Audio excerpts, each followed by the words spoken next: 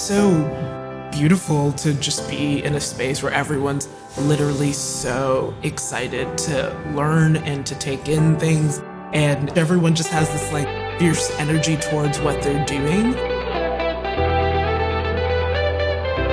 I have been really excited by the range of artists that have come in to work with us. They've come from so many different practices and approaches.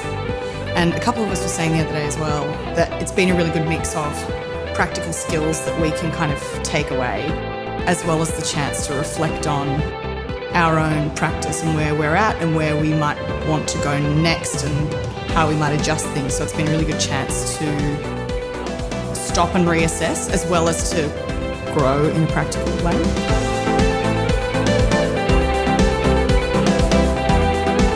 I'll take away from the lab some really specific processes, which is really interesting. Like, I didn't expect necessarily to come here and be like writing down like, oh, this activity, this exercise, this mode of thinking. But there are some really specific things from companies and artists that have been put in front of us that I've been curious about for a long time. And suddenly we're in the room and we can ask them whatever questions. They expose their process to you, and I'll take some really specific things away from that.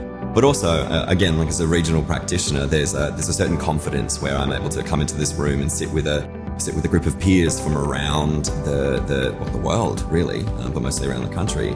A confidence that the voice of regional practitioners has just as much of a strength and just as much of a relevance inside these conversations, because everyone's been so open and interested and interesting as well. There are a lot of highlights. I feel really held and supported, yet challenged at the same time. There are some real practical stuff that I'll take away, some methodologies of exploring material, and hopefully some great connections.